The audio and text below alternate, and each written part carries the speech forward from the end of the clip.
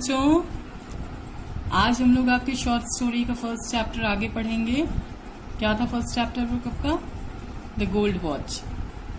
तो इस स्टोरी को हम लोग ने अभी तक ये पढ़ लिया था कि इसमें जो कैरेक्टर है शंकु, जिस पे ये स्टोरी बेस्ड है, वो एक लो पेड वर्कर है और उसके ऊपर बहुत सारे कर्ज हैं। वो इकोनॉमिकल क्राइसिस से जूझ रहा है, बहुत ज़्यादा परेशान है और उसकी सैलरी बहुत ही कम है और उसके ऊपर बहुत ज़्यादा कर्ज है। तो उन्हीं सब बातों को लेके बहुत ज़्यादा टेंशन में है और इसी वजह से वो रात में सो नहीं पा रहा है।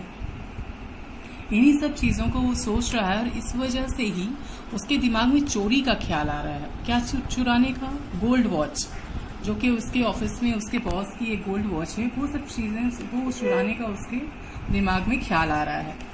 तो हम लोगों ने अभी तक देखा कि उसने कल सारी कैलकुलेशंस की, किसको कितना सारा पैसा देना है, कहाँ कहाँ वो डिफॉल्टर है, किसको कितना कितना देना है, सारी चीज़ें उसने कैलकुलेट कर लिया है। अब हम लोग इसके आगे पढ़ते हैं। आज हम लोग को यहाँ से पढ़ना है। Sanku's heart beat uncontrollably fast. Through his heartbeats, he could hear the harsh voice of the tea shop owner, Kochunni. Ali's hollow laughter and vulgar words and the irritating talk of Lona Pao, who was in charge of the fund.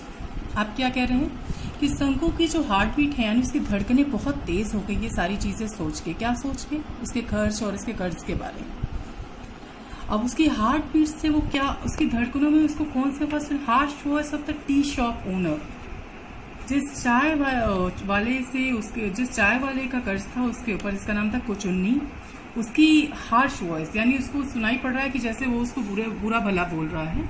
और allies hollow laughter, Ali उससे भी उसने कर्ज ले रखा है, उसकी भी वो हंसी जो कि उसको चिढ़ाने के लिए, मतलब उसकी एक व्यंग्यात्मक हंसी उसको सुनाई पड़ रही है। और vulgar words and irritating talk of लोनापो, उसके अलावा उसको लोनापो जो कि फंड का इंचार्ज है, उसके भी इरिटेटिंग टॉक, यानी इन सारे लोगों के बारे में, सारे लोगों की उसको आवाज़ सुनाई पड़ी। ये सिर्फ उसका इमेजिनेशन, ऐसा कुछ हो नहीं रहा है, लेकिन वो उसके दिमाग में चल रहा है कि ये सारे लोग उसको बहुत कोसेंगे, बुरा भला कहेंगे, अब्यूज करेंगे, बहुत ही उसको मतलब इंसल्ट करेंगे, ह्यूमिलिएट करेंगे। ये सारी चीज़ें उसके दिमाग में चल रही हैं। He felt that they were all surrounding him like rowdy boys, armed with sticks, gathering around a stray dog. What a horrible scene! अब उसने ऐसा महसूस किया, ऐसा लग रहा है उसे जैसे कि उन सारे लोगों ने, ये कोचुन्नी, लोनापो और ये अली वगैरह हैं, उन सब ने उसको राउडी बॉयज यानी जो बहुत मिस्चीवियस बॉयज होते हैं, उनकी तरह उन सब ने उसको सराउंड करके रखा हुआ है, घेर के रखा हुआ है और सबके हाथ में स्टिक्स है।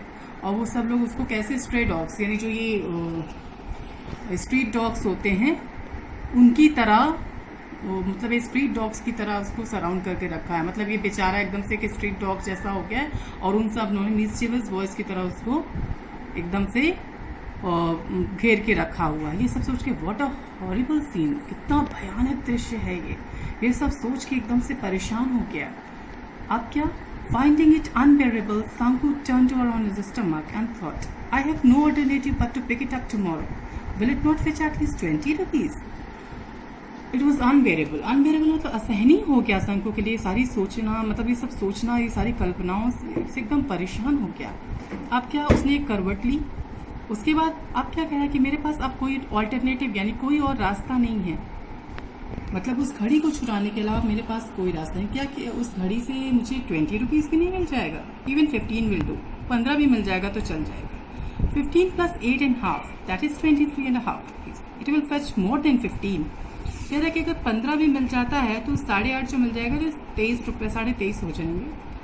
लेकिन मैं मानता हूँ कि 15 से ज़्यादा ही मिलेगा उस घड़ी से। He would be able to pay his डेब्ट and live in peace, a life free from debts, with a feeling of relief drifted into a light sleep. अब वो क्या सोच रहा है कि अगर मुझे इतने पैसे मिल जाते हैं तो मैं बिल्कुल डेब्ट फ्री लाइफ, यानी कर्जों से मुक्त जिंदगी जीऊंगा। और इतना सोच के, इतना मतलब एक रिलीफ चाहिए, ये सब चीज़ें जब उसके दिमाग में आई तो उसको बहुत रिलीफ, बहुत सुकून महसूस हुआ और इसके बाद उसको नींद आ गई। इट वॉज मॉर्निंग, सुबह का समय था। What? Are you still asleep? Sanku's wife said gently, shaking his shoulders. It is long after sunrise. Sanku raised his head at once. सुबह का समय था।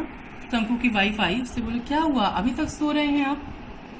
तो उसके कंधे को हिलाते हुए बोला, कहा कि अरे मतलब सनराइज हो चुका है, अब आप उठ जाइए। संकु ने अपने सिर को उठाया। His wife picked up the younger child who was crawling up to her and asked Sanku, don't you have to go to work today?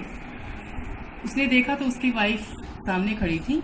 उसने अपने छोटे बच्चे को, उसकी वाइफ ने जो छोटा बच्चा जो कि क्रॉलिंग अप यानी जो घुटनों के बल चल रहा था, छोटा सा बच्चा, उसको अपनी गोद में उठाया। फिर संकु से बोला, क्या हुआ, आज काम पे नहीं जाना है? इतना तक आज हम लोग पढ़ते हैं आज की क्लास में। इसके बाद तो हम लोग अगली क्लास में पढ़ेंगे।